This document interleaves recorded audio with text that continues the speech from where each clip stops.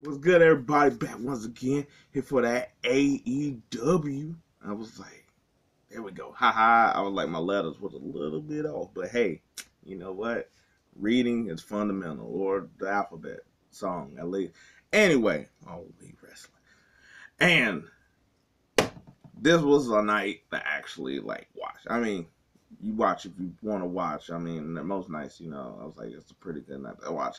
What I'm saying is that these matches were really good, and the whole Intercontinental Classic, uh, that whole thing, which threw me off when they showed like a little like pundit square. I was expecting like brackets and stuff because I guess everybody used brackets, but it is a nice little new like it looks confusing, but it is a wrinkle that I can appreciate. I'm like, oh, okay, because everybody else, whether it's WWE King and Ring or any of their tournaments, hell, even basketball with their like in season tournament stuff and stuff like, everybody use brackets, so them using a little like crossword puzzle. That's cool. Um, yeah. I was like, to me, I was like, there's two matches of the night, which sort of like get to or whatever. But the first one was John Moxley and Jay Lethal. Now we all knew Mox gonna win. That wasn't even a thing. I was like, I like Jay Lethal, but I know he's gonna win here. And with this sort of tournament that's trying to be the flagship, certain people that's gonna be towards the end with like Mox and Brian. So it's not gonna be shock. Like I was like, will there be a loss here just to keep it entertaining? Yes, but I mean, you just know certain matchups. Sort of like later on about like that was like a matchup where it's like who's actually gonna win this one. But Moxley comes out, Jay Lethal comes out. They just go back and forth doing the whole little wrestling thing where it's like counter for a while. Um, then they were just throwing each other outside. But the main point of the match was really that Mox like hurt his leg, and then after that, Jay Lethal just kept on torturing this dude leg. It sort of started when he hit the figure four and rolled him outside the ring, and then since then he was just over here doing dragon screws off the ropes, hitting off the mat. I was like, I think he pinned it up against the ropes and dropped. Basically he just kept targeting that leg the whole time. Like Mox couldn't really do any, he was selling the leg, so he can't really like pick him up and stuff like that. A little bit, but Mox, since he is sort of like badass guy, then he also did a little bit of no selling too. But I was like, it works for his character too, though, that he could sort of like sometimes it affects him and sometimes he brushes it off. It'd be totally different to me than if it was like somebody like Darby Allin or something like that. That where I'm like, his small posture got to sell him injured a little bit. But pretty much Moxley just sort of won this basically off the whole shock and surprise, because I was like, it looked like Jay Lethal was, I mean, like I said, he wasn't going to lose, but he was really like, I was like, he was really taking out Moxley, and then Moxley just sort of just like got up and just like paradigm shift him, and then after that he would basically then he basically just choked him out and got the win that way. And Mox moves on. They're trying to sell the leg because there's a whole tournament where you don't get no stoppage, there's no time off, there's no breaks and nothing. But yeah, no, I was like, good match. I was like, this was just more predictable here, kind of thing. Yeah, so I was like, but overall, I was like I said, we know who's going to be getting the wins and getting the time in and whatnot. Yeah, so then the next match, which I said was like, this could have been the match of the night if it wasn't for the last night match, at least for me. This one is Briscoe and Rush. Now I was like, I've seen a bit of Briscoe. I haven't seen a lot of Rush, so I was like, I was really leaning on commentary, and they over here just saying, yo, this about to get real, and this, they both got set on the match types. I was like, okay, cool, let's see it. It didn't take long. They just started like, they rushed in, they just started beating the hell out of each other, and I mean beating the hell out of each other. Like, I know everybody sort of does their little exchange of like, hit me, chop me. I was like, a lot of people are doing that kind of thing now, but this one was it was ridiculous. I mean, like in a good way. You know, it was like whether it's just Briscoe just like doing his what is it, redneck kung fu thing. Um, I was like Roosh just over here just like they were just slapping the hell out of each other and like look like forearm each other straight up in the face. You could see it on Rush's chest. I was like, but Briscoe really was. I was like, they was. I want to say Briscoe really got this more so the match.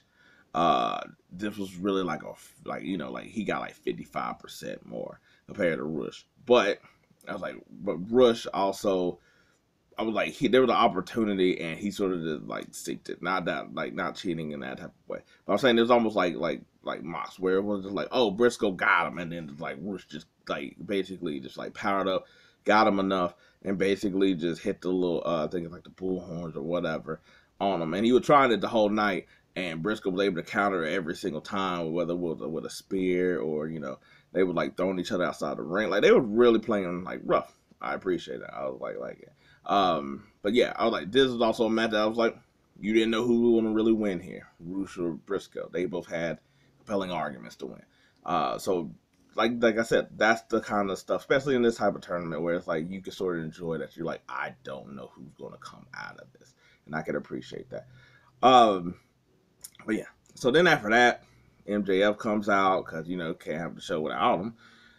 Basically cutting a promo of basically talking well with Samoa Joe. That Samoa Joe basically pioneered this whole thing from like TNA to all the way to AEW. He didn't. I was like, he should have won a championship basically in WWE.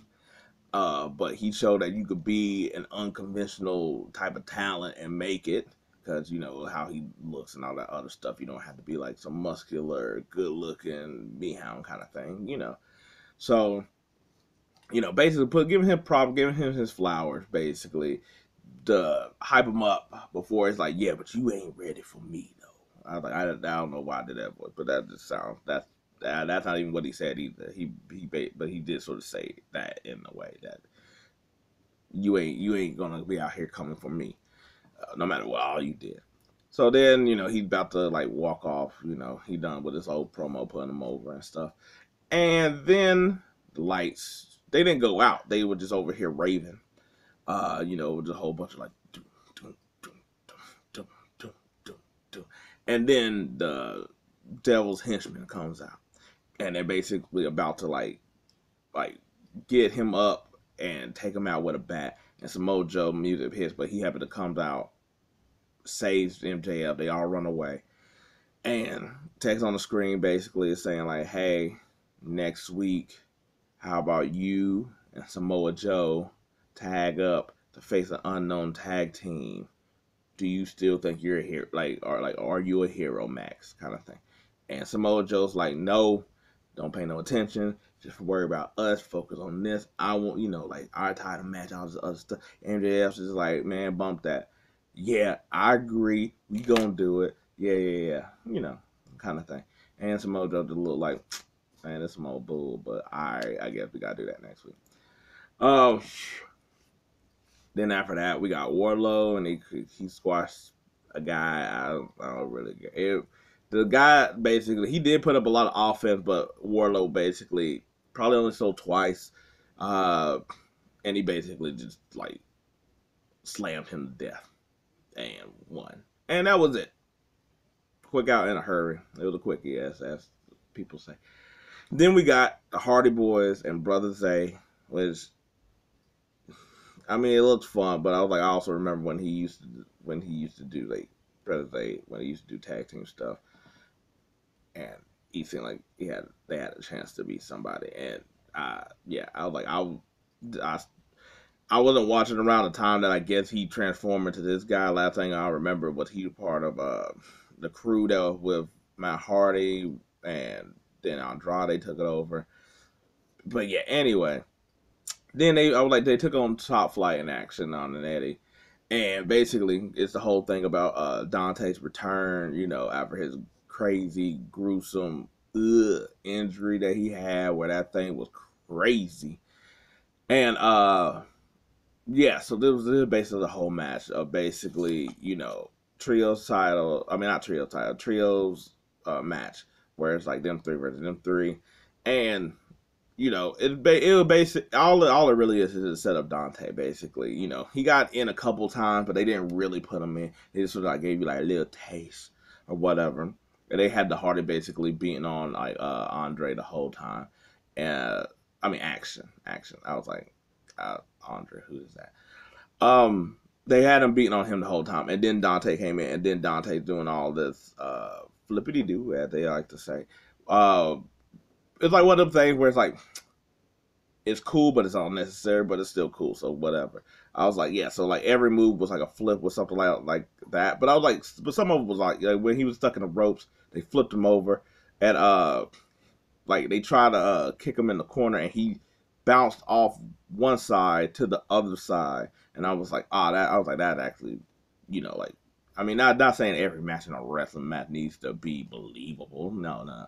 I'm just saying, I was like, just like how anybody we do, they do a little extra on the move that they didn't have to do. I was like for style and flair.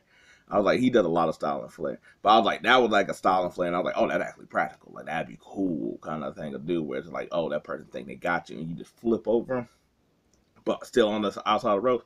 Anyway, I was like, of course they get the win and whatnot. I really would like if, cause like I've seen his stuff. Like I said, I've seen some of his stuff before, but now that he's back, and I know they're going to do the trio thing, because when they walked into the back, I was like Penta and Phoenix and all of them was like three, so they're going to have their, and that was his last match basically with Penta where he messed up his ankle. So of course it's like they basically like we good, okay. And but I was gonna say that either with the, well, I guess their trio will have to go against their claim trios, but whether it's the trios, tag, or individually, I'm like off of him coming off of this injury. Everybody hyped to see him and stuff like that. People liked him anyway before him, but now after this, and I get it with like the home crowd and stuff, but I'm like, this should be sort of like one of those young teams or players that you do for AEW, to where you could build them up and they be worth something. I'm like, I was like, they could be basically similar to what funny enough, the Hardy Boys is basically a high flying duo and all that other stuff that always had the crowd behind their back no matter what. Like I was like, can the Hardys actually turn heel? And I was like, no, they can't really. They can't turn heel. I'm like Jeff can't, like he tried. I'm like, Matt can turn heel, but that's what I'm thinking. I'm like no. So I was like, that's why I'm like that they could be the harder boy, because I was like, of their time they're that acrobatic kind of thing. Anyway, rambling. So anyway, Julia Hart is defending her TBS championship against Emi Sakura in a house rules match, and basically the stipulation was that you can't lose through submission. So at first I was like, it was really just like, I was like, Julia fighting back, but like Emi was sort of taking this on for a while, and then they been toward the end of the match. They basically went back and forth on submissions, while the ref, you could hear the ref saying it, those on commentary saying it, being like, you can't submit them, which I like that, because I was thinking this, but of course, who am I else I'm gonna talk to? But I like that. I think it was Taz pointed out that even though you can't have them lose on submission, you can tire their ass out. You can, like, it still is a move that's weakening your body. It still is something to do. So therefore, it's not a waste. It's just that you just can't get a win off of it. And the thing is, there's nothing really to stop you from continuing to do it. Like, you're not by the ropes, you're not in the corner, there's no count. You could just hold on for as long as you want to, wear them out, and then, and that's basically sort of like what each of them was doing, but Julia just sort of got it. I think I was like, she got the last move. The botch, there was a botch at the end with the finish, just because I was like, I seen she was like, she brought her too close to the ropes, and I'm like, that's too close for you to do a moonsault on, and it was, and Emmy tried to roll over, and she got hit, and then I was like, the commentator tried to put it over as like she was trying to roll out the way and got hit with it, when it's like, it sort of sucks because that's one of them things that's like that's how the match was supposed to finish, so they couldn't really undo it. They couldn't really just like stop. You know, she breaks out the pin and like do another move, and then there was really no way about it. So that was going to be difficult. But I was gonna say I was like Julia with the whole entrance and the way her demeanor and stuff like that. I was like, look, she's over. I was like, I barely know. I was like, I barely know anything that's really going on, and I'm already hooked. And I'm like, okay, cool. I like this character. I was like the entrance and music, all that stuff. I was like, that's really good. And I was like, okay, cool. I was like, I mean, you could get me on that first before I could see the wrestler. So the fact you got that, and then you could also do the wrestler, I'm like, okay, cool. Whatever story, I was like, I'll at least follow the character, see what they're gonna do with him. Yeah. So then after that, Christian Cage comes out, call for Adam Copeland, takes forever. Then Adam comes out. It sort of sucks because I was like, so Christian basically does a whole thing where he goes down and has to be like, I'm sorry, we used to take the car out. You remember you didn't have a dad, and that's when, that's his gimmick. So everybody was like, oh. And he's like, no. He's like, my dad was a dad to you, treated you the same way as me. We slept over at the, sleepovers,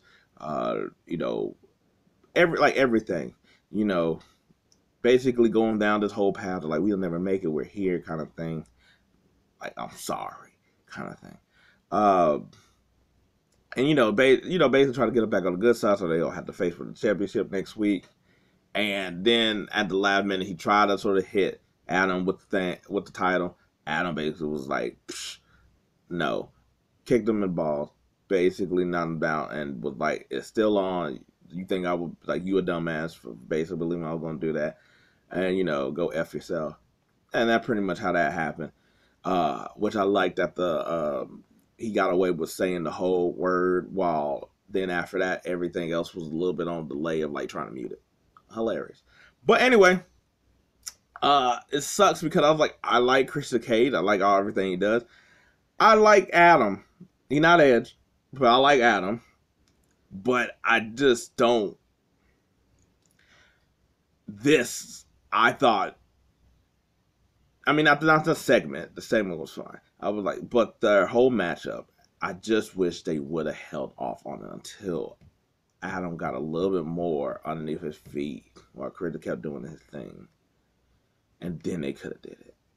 And that way you could have did something. I was like, Adam's not going to be a heel. But I was like, I think it would have just been better. I was like, I don't know. I just felt like it was like rushed to throw this back the first few. I wish Adam would have did something else. Because I'm also like, who's going to win next week? And I know that's a good problem, but is it? Because I'm like, Christian is doing a lot of good stuff. He just like changed his disciples' names and stuff, or his sons or whatever. But Adam just got here. He pretty much haven't really had many matches, but he's been pretty much winning the whole time. So you're basically going to have him lose. Whatever. I ain't got to deal with it. That ain't my book. Anyway, to the match on the night, Jay White, Swerve. And this is a match where I'm like, who is going to win? Now, my money is like Swerve. I was like, look, off for the Texas Death Match, I think he should be going on a hot streak. I was like, I think throughout the whole tournament, he should pretty much go into a hot streak. Maybe until he faces, like, maybe the end for his area is Bryan Danielson, and he loses that one. And that'd be twice that he lost to Bryan for maybe a championship spot or whatever. But Jay White, I was like, he's lost off of the AEW championship match with MJF, but he still is sort of like your thing that you sort of still got to do. So I'm like, that's why he can't also lose at the same time. Anyway, I was like, I will say this, that I think AEW does this better than WWE, that they're both heels, but they can have a compelling match where one, the crowd can dictate who they want to win. I mean, like, who they want to cheer, but also that it doesn't matter in this scenario. It's really kind of like, this is, they're both heels. They're both just being a-holes or badasses to each other. That I don't know if you can, y'all was like that. you really get that anywhere else, just because the characters are a lot more in depth. Where it's like Jay White is like a dick, while Swerve, like, he's just being, alright, he says the realist, but like badass and stuff like that, where he's just like, no, I'm gonna do what I need to do to win, kind of thing. But anyway, I was like, they do their whole spot where they're just beating the hell out of each other, you know. I was like, everybody doing, like I said, the slaps and hits and stuff. They get to a point where uh you know, they do like the head to head kind of thing. Um yeah, I was like, but no, I was like, it was a fun match. I was like, I was like, I was like, I don't, I also don't know the names for a lot of the stuff where I'm like, they're just doing like half necks, like suplexes and snaps and stuff like that the whole time, from Jay White's perspective. Um, yeah, I was like, that's all I really sort of like. I'm sorry, I watched the match and then it just escaped me trying to remember all the other stuff for the other matches. I didn't know I enjoyed it. I enjoyed that Swerve. I was like, got the win here. Um, yeah. Anyway, but overall, I was like, my opinion of it, and I was like, I know that last one wasn't like a good synopsis of what happened, but uh, the tournament is a really good idea. I think the tournament, especially AEW, needs it, and I think it's sort of,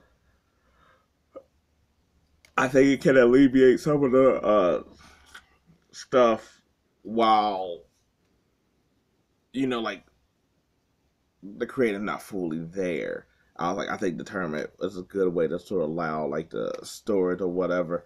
Um, yeah, um, yeah, and I was like, and then also too, I guess, so Brian Danielson was on commentary like for all of the matches of for the tournament, and I guess he'll do that while he's not, when he doesn't wrestle or whatever.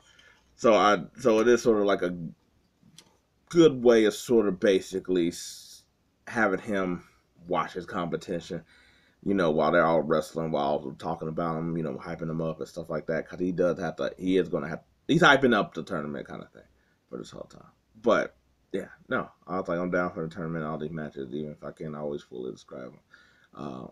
Yeah, so I'm bad on that one. But anyway, now my AEW review recap. I would like you appreciate. I would like I appreciate if you like this, and if not, hey, maybe next time. You know, help me out. You know, tell me what I could do better with these things. You know, hey, whether it's the name, the moves, the people, or whatever. I'm like, you know, I'm still trying to get back into AEW and stuff like that. But anyway, that's my video. Appreciate it. Out.